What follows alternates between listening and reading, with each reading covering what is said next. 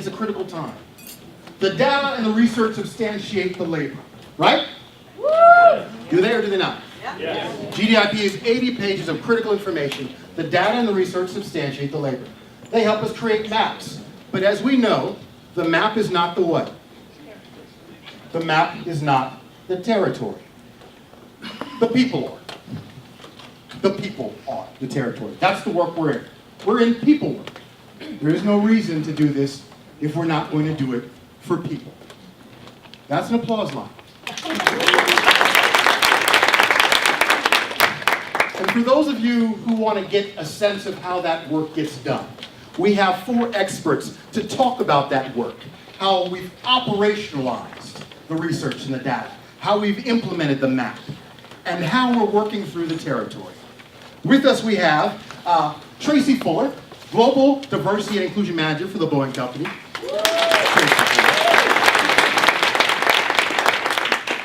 Marty Koositra. Marty, did I say that correctly? You did really well. Thank you. I am a professional, Marty. Yeah. Marty is the Executive Director for Housing Development Consortium of Seattle-King County. He's our nonprofit sector specialist. Michael Benitez, CDO and VP for D&I, University of Puget Sound. He's our higher ed sector leader. Round of applause, please.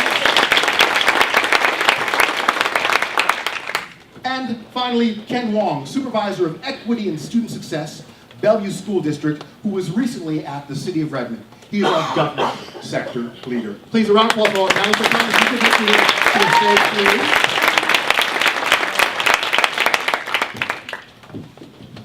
Just to cue this up, I want to let you know that we probably won't have time for questions at the end of this. We might get one, we possibly could get 2. We'll see how we move through this stuff. So we're going to do handhelds. You know what? This one's hot. I can test. Oh, yeah. Okay. Yeah. Let's do that. I'm good. I'm not lost. I'm not lost. Thank you. All right. Can we hear me just fine? Yeah. Awesome. Panelists, thanks for joining us. I have a couple questions to ask you. They're the same questions for each one of you. But I'm going to start with Traci. And really, let's talk specifically about the diversity and inclusion work challenges that you face at the Boeing Company. Give us a little bit of background on that, and also, how are you planning on addressing that? Okay, so I think, anyway, good evening, everyone. I think that I think one of the biggest challenges that we have faced, can you hear me, Barbara? The biggest challenge we have faced, can you hear me now? Yes. I would say is the advancement for women. Figuring out why is it taking so long, or why isn't women being promoted fast enough within the management. And not just women in STEM, but as you know, in a manufacturing company, we have women that do all types of jobs. So that probably was one of our biggest problem, I can say. Gotcha. Fantastic. Thank you. And then give us a sense, how are you addressing that at the Boeing Company? So one of the ways we are addressing it, we have partnered with a company, McKinsey company, that's done extensive research on women in the workplace and gender diversity. And this research really helped us see just where women were in the spectrum. But it's a whole totally different thing when you look at what's happening for women of color and where they are. And this goes as well with the pay, where the first line level woman is from all the way from the second level all the way up to the C-suites, and those numbers get lower and lower. So we know that we have to start doing something intentionally to make change. It's like one of my colleagues will be speaking about the bamboo ceiling, which I hope many of you go to. But we know for many other women of color, we talked about this, it's like almost like a concrete wall trying to get through that gap. Hallelujah. Church. Thank you, Traci. Marty, same question for you. And I want to just sort of piggyback off of what Traci said before we move on. If any of you are familiar with the Women's Funding Alliance, and the Yes. Seattle Chamber of Yes, Commerce, I've been for the 100% talent wage initiative. Just the numbers out that alone, Seattle is 50 out of 50 for pay parity for women. Just in case you're wondering, that means we're last for pay parity. For the numbers there, just in case you were wondering, for white women, it is 79 cents on the dollar. For women of color, and I'm going to just aggregate to save time, it is generally less than 50 cents on the dollar for men. So this is critical, mission critical. It's not just an economic imperative, it's a moral imperative. Just something to think about.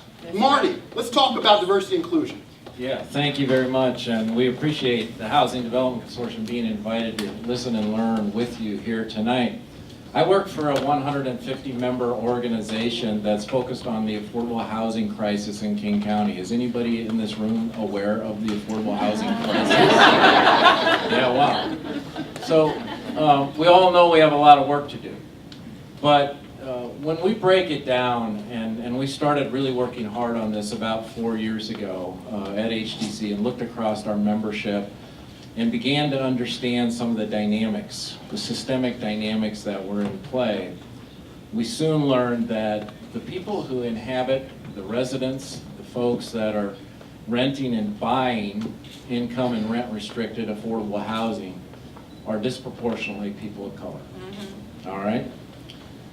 That's in steep contrast to the leadership of the organizations that are focused on the responsibility to produce, maintain, own, operate, and so forth, all of that housing. Somewhere in the middle, you have the frontline staff, the people who I call those who are standing in the gap in our community, who are the resident services folks, the building managers, the people who are doing the really, really tough work. They are the most undercompensated, overworked, and generally speaking, more predominantly also people of color. So we've got a really, really difficult systemic challenge to overturn. Now, let me also be clear. I don't think in my journey, and I've spent 24 years doing Habitat for Humanity work nationally and globally, I know what compassionate people look like. We have some of the most compassionate people in this community working in the nonprofit sector. It's not intentional necessarily, but it's institutional. And so, for me, the benchmark is really the day when we see the residents of affordable housing be the owners and operators of the companies that build and maintain that housing. That's the benchmark I'm looking for as it relates to this challenge. Thank you.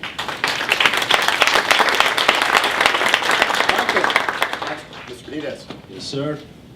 Talk us through how you're dealing with D&I challenges. Well, it's higher education, so thank you. My name is Michael. Thanks for having me. Higher education presents the challenge of academic freedom, constitutional rights, freedom of speech, that we're really seeing sort of kind of play out nationally, but it's really unfolding quite a bit at the micro level, systemically, at institutions. Is that better? Thanks. And part of the issue is cultivation. It's building, it's development. It's not just the recruitment. The recruitment is one element. But how are we cultivating the workplace culture? How are we cultivating it for the staff, for the faculty, for the students? We have a very particular challenge because our alumni are always going to remain connected. And we have to think about that systemically and in the long term. So at this moment, the big challenge right now is cultivating the community, developing the community, the workplace, or the environment in a way where everyone feels like they belong. Great. Thank you so much. Let's talk real quick with Ken. Talk us through your work with D&I and how you're resolving some of these challenges. Thanks. I don't know if there's always an answer for that. Governments are reactive sometimes, and when issues and concerns happen, we said to go and fix the problem. And governments don't always move fast. And so as a community that I've come from and helping develop, the changes occurred slowly at the initial pieces, And then as diversity and inclusion and those topics and those ideas started to come about, where was those opportunities to have dialogue and conversation and interaction? And in our environment really was that if there's no complaints, if there's no issues that people are raising to them, then in their head, there's nothing wrong. Just continue to do the work because it's got to be right because nobody's saying anything about it. But I think we're asking the wrong question. Have we created a safe place, an opportunity for those interactions and dialogues to come about? And so there was a group of us internally and who started to address that. And we asked internally, in terms of the staff in our community, really, where was that opportunity to have that voice? And then we also walked out into the community and asked them, was it safe? Were there opportunities? Did they have an opportunity to be able to come and share those out? And a lot of times you just heard, no, it wasn't safe. There wasn't those opportunities. And where was those opportunities for us to even understand some of those concepts? And so the work around that was really be able to kind of build that allegiance of folks who were able to at least be able to share and create that dialogue and communication. Do we have a long ways to go? Absolutely. If we look at our staffing demographics, when we look at 88% of our staff population being identified as white, that's hard to say when we're looking at a community that's 38% of people of color. And even a little bit higher than that in terms of English as their second language. And so looking at and identifying those were pieces to be able to, where are those voices coming from? How are they being identified? And how are they standing up and being able to share those pieces? And I think GDBI gave us an opportunity to talk about that. And I think what Randall shared was that you can't just use one category at a time. It has to be a systemic approach. And that systemic approach is hard when people don't believe that there's an issue, problem, or concern. And so how do we start building that capacity? And ours was really about, okay, we had to begin somewhere. And so there was a team of us that really began some of that work and started infusing some of that language in the things that we're saying and the things that we're sharing and building that community support. Thank you so much. Ken and then Michael, I really want to sort of drill down just a little bit into how you're addressing some of the challenges that your institutions are facing systemically. And Michael, I'd love to start with you. Dive in and let us know, and then Ken, please. Yeah, no, systemically, it's so important. Systemically really means the way we're addressing it, the way we're trying to approach it, is right at the beginning level, right throughout everything. When I think about the benchmarks, I really like the idea of tapping into some of the different categories at the same time and being able to flow in and out. That's so important. So we look at job descriptions. How are we crafting those? Who are we inviting to interview? How are we inviting folks onto a campus community? That matters, right? How are we providing the resources for that capacity to happen, for the sustainability work to happen? Those are the questions that then are asked. So when I think about how we're addressing this issue systemically, how are we weaving this work as an accountability factor into the very institutional identity and a strategic planning of the institution that then allows the persons doing the work and the institution or organization itself to eventually hold that very same institution or organization accountable for who it says it is. And if you're going to say you're inclusive, then let's exemplify inclusion. If not, just don't say it.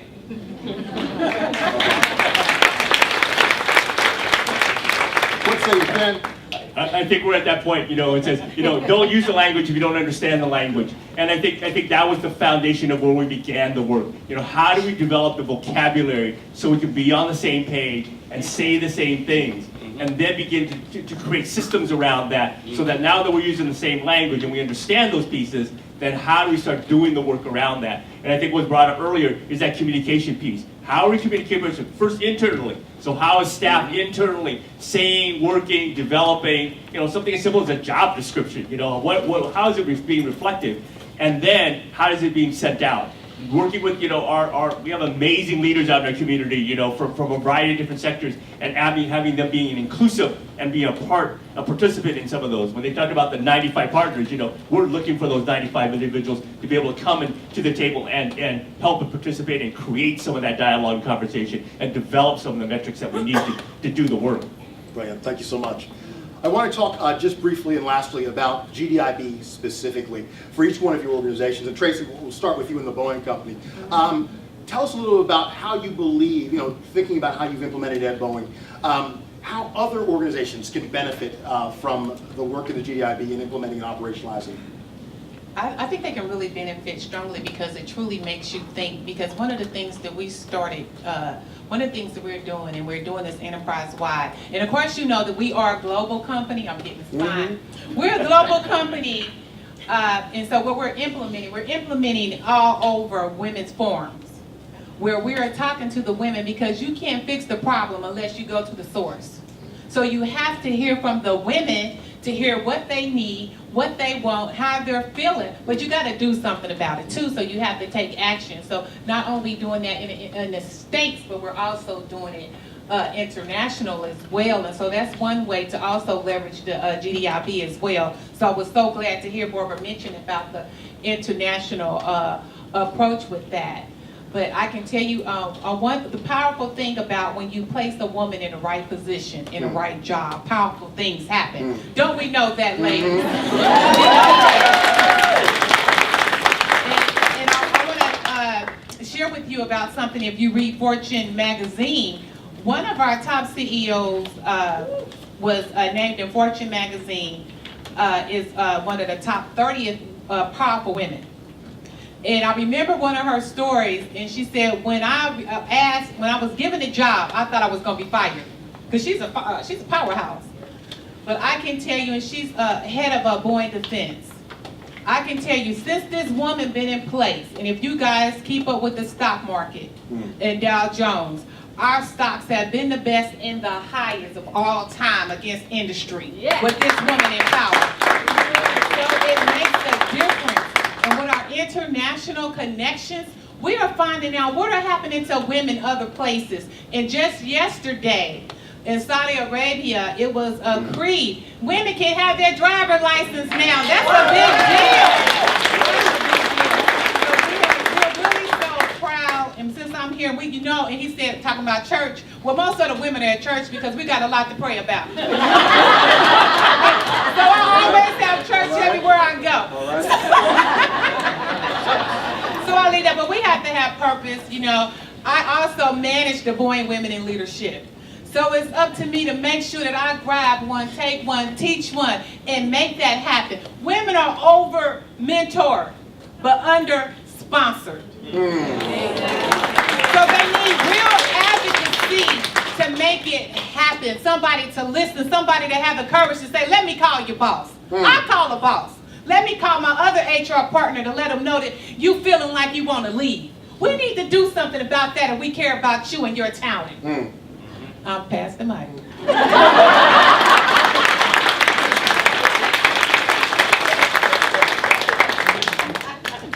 Ken?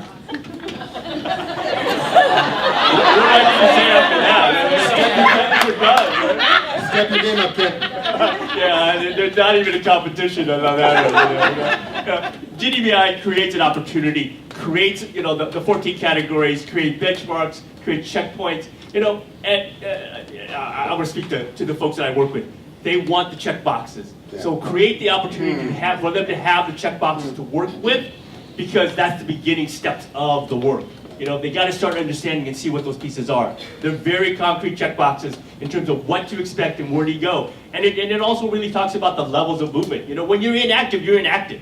Right? If you're not doing the work, you're not doing the work, and it calls it out pretty quickly. And here's why you're not doing the work. And as you move up, you start to internalize a lot of those pieces. And that internalization is really the beginning of the process. So if we do the work, we start reading the information, we start sharing that product work, and then internalize it, then that's where we rise. That's where we rise. Fantastic. Go ahead, Marty.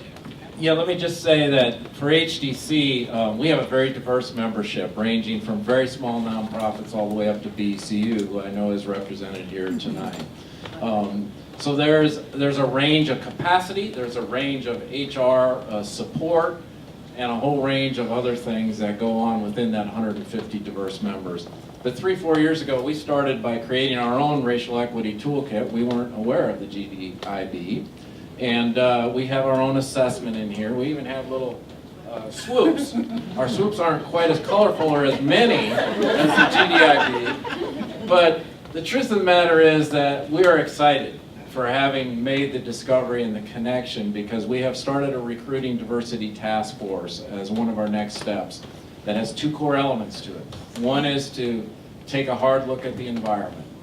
And for that, we've gathered many of the employees of our members in a day-long forum and had them talk candidly about what the environment is like. Is it conducive or not? What do we need to change? The second phase, just coming up, will be with the HR professionals and the executives to start from the top down and see where we're at. And GDIB will be a key part of that effort. Right on.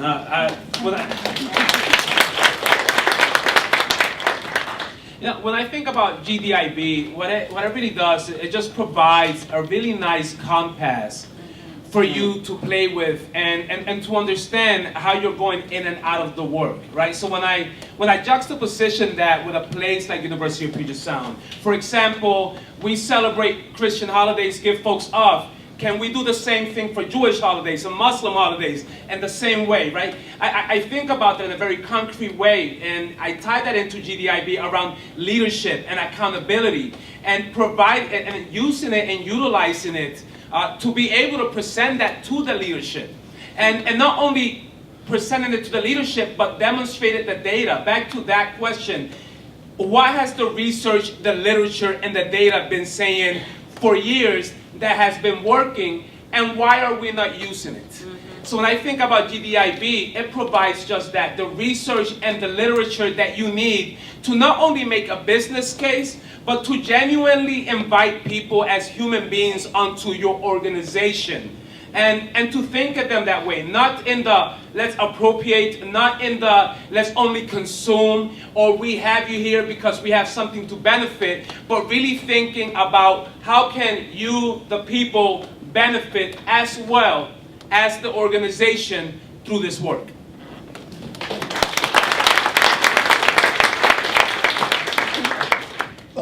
Please, a round of applause for our panelists one more time.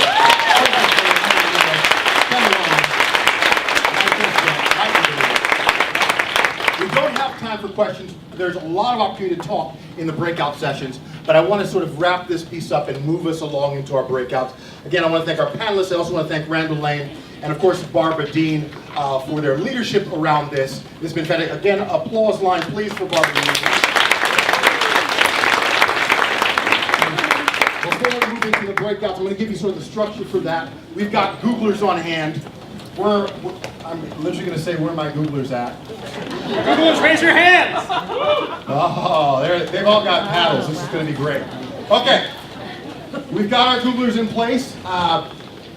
You've talked and heard about the conditions for success here, creating the conditions and the environment. We're going to operationalize this in our breakout sessions, and we're going to dive a little bit deeper into these individual topics with your captains of your breakout sessions. I'm going to introduce these breakout sessions and their captains. Just so you know, you've got a name tag on. You know that? You got a name tag? Everybody's got a name tag? Everybody's got a number on your name tag? It helps identify you for Google. That was a joke. All right. The number corresponds with the paddle. So you'll find your Googler at the back with the appropriate paddle. Don't move. I'll give you the session title and the captain, and then we'll talk about rules. There are rules. Yes, there are rules. Welcome. Session title, Inclusive Leadership in Disruptive Times, by the wonderful F.S. Henderson, co-director of the Institute for Sustainable Diversity and Inclusion. How to craft a D&I, that's session number 1. Session number 2, how to craft a D&I strategy with Venus Rakow. Venus, did I say that correctly? Yes. I'm on a roll. CEO of Neutral Shifts. Breakout session number 3, a culture of belonging. ERGs as venues for dialogue and growth. Cindy Ogasawara, diversity and equity inclusion specialist, Bill and Melinda Gates Foundation. Number 4, you can cheer for her if you feel like that. Yeah. Number 4, D&I and workplace.